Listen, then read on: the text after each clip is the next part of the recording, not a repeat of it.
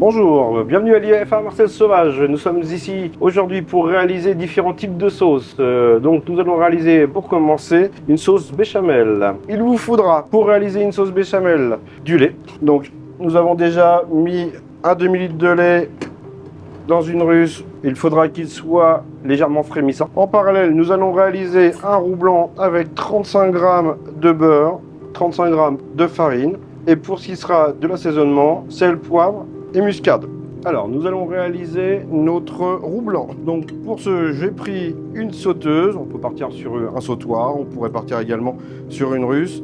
Je préfère la sauteuse à ce moment-là. Elle est d'abord légèrement évasée. Et en plus, le fouet pourra sans problème aller chercher l'angle de la russe au moment de la fin et la finition de cuisson. Donc, nous allons commencer par mettre notre beurre à fondre.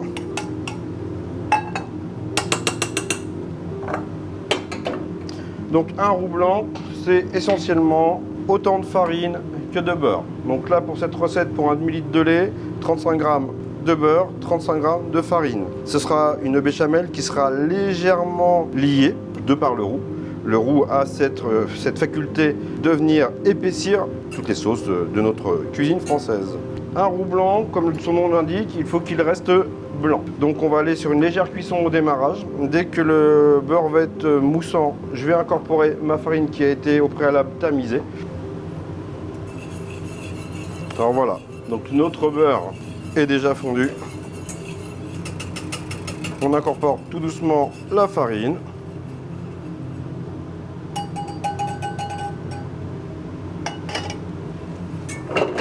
Donc là je suis sur un feu doux. Il est hors de question que je monte trop fort en température pour que mon roux colore. Donc voilà, là, à cet instant précis, nous avons la base du roux. Tant pour tant de farine et beurre. Je vais commencer à le faire cuire, donc c'est-à-dire que pour faire cuire un roux, il faut qu'il commence déjà à bien mousser. C'est très important. Donc là, on va être sur une farine qui ne va pas encore être cuite. Temps de préparation entre 15 et 20 minutes maximum et encore selon la rapidité d'exécution. Là c'est une petite quantité, nous sommes partis sur un demi-litre de lait pour 35 et 35 de farine et de beurre. Donc là on commence à voir que notre beurre est en train de cloquer. Voilà. Toujours à feu doux. Et là on va venir incorporer tout doucement notre lait. Alors j'insiste sur le fait que le lait, pour ma part, doit être chaud, voire tiède, et que mon roux soit chaud. Ce qui va éviter d'avoir des grumeaux, en fait. Si on incorpore un roux froid dans un lait chaud, on risque d'avoir des grumeaux. Et inversement, si j'ai un lait chaud et un roux froid, j'aurai sensiblement le même problème. Donc tout doucement, on incorpore. On va remuer. On peut le faire en 2 ou 3 étapes. Voilà, ça épaissit déjà, je ne tends pas de trop.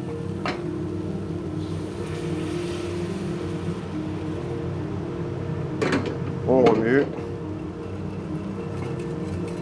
L'essentiel, c'est d'arriver à quelque chose de très lisse.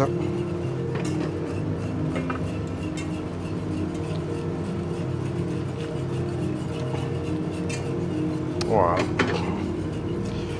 Donc, toujours à feu doux. Et on ne cesse de remuer. Là, ce qu'on va aller chercher maintenant, c'est aller délayer le roux dans le lait. On va chercher les angles. Le cas échéant, si vous aviez quelques petits grumeaux qui se forment, je vous conseille, juste à la fin de la cuisson, quand elle est encore bien chaude, éventuellement d'aller la chinoiser, chinois-étamine, chinois, parce que là on peut le faire, c'est une sauce qui est légèrement liée. Une béchamel pourrait être un peu plus liée, ça dépend ce qu'on veut en faire. On a des bases de sauce en charcuterie ou en traiteur où on aura besoin que la sauce soit vraiment beaucoup plus épaisse. Si on prenait l'exemple d'une sauce bouchée à la reine, là, il faudrait vraiment aller lier au roux avec éventuellement le double, voire le triple de quantité de roux au démarrage par rapport au lait.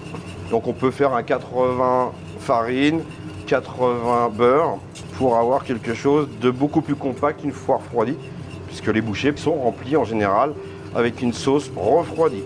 Donc là, ça bouillonne légèrement, petit bouillon. Je viens baisser mon gaz. Donc là, ma béchamel restera blanche quoi qu'il arrive. Ce qui va être important, c'est vraiment de ne pas aller en coloration au démarrage avec votre roux. Si vous avez un roux coloré, vous aurez une béchamel légèrement ivoire. Bien fouetter tout au long de la cuisson de votre béchamel pour justement aller incorporer ce roux dans le lait. Sinon, vous allez vous retrouver avec des gros morceaux de farine et de beurre, donc du roux. Alors, à partir du moment où on arrive à une consistance un peu plus épaisse, on va les laisser cuire. Là, j'avais baissé un tout petit peu mon feu. Voilà, je le remets un tout petit peu plus fort. Et là, à ce moment-là, on vient incorporer son assaisonnement, donc muscade. Alors, la muscade, c'est à loisir aussi, hein. En général, sur les fiches techniques, on peut le retrouver sous le terme PM, donc pour mémoire. À chacun de venir assaisonner sa béchamel. Donc là, c'est la noix de muscade en poudre. Vous pourriez avoir la noix de muscade directement à râper directement au-dessus de votre russe. Et après, c'est le poivre. Et vous aurez une béchamel de base. Alors, la béchamel a plusieurs dérivés derrière. Un exemple type, ce serait d'arriver avec un emmental. Et là, on aurait une sauce donc dite mornay. Donc, c'est une béchamel juste dans laquelle on est venu incorporer de l'emmental.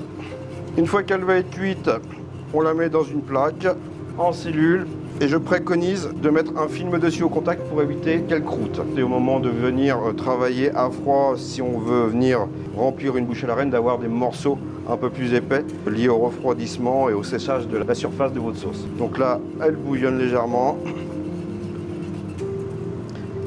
Je réduis mon gaz.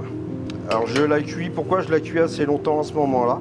Tout simplement pour vraiment aller chercher la cuisson de la farine.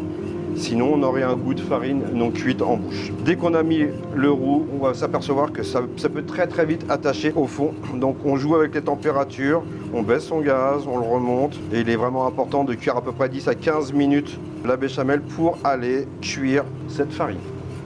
Nous allons maintenant donc directement venir mettre notre sauce béchamel dans un récipient que nous allons venir filmer directement pour éviter la fameuse croûte, le croûtage lié au dessèchement et au refroidissement rapide de la béchamel.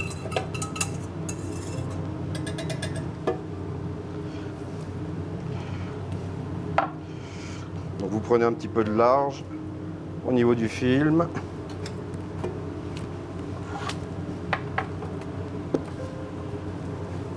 Et on vient filmer donc directement au contact.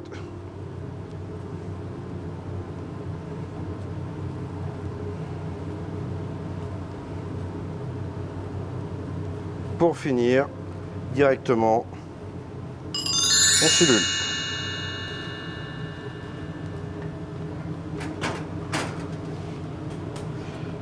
Voilà, bonne dégustation.